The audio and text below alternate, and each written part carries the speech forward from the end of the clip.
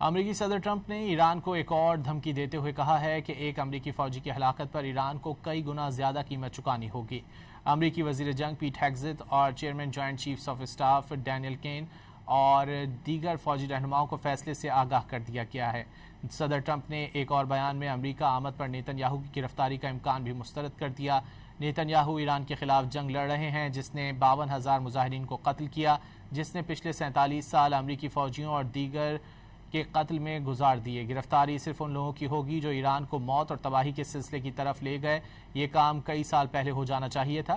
امریکی صدر ٹرمپ کا یہ بیان mayor new York Dhahran Mamdani کے اس بیان کے بعد سامنے آیا ہے جس میں انہوں نے نیتن یاہو کی امریکہ آمد پر گرفتاری کا امکان ظاہر کیا تھا۔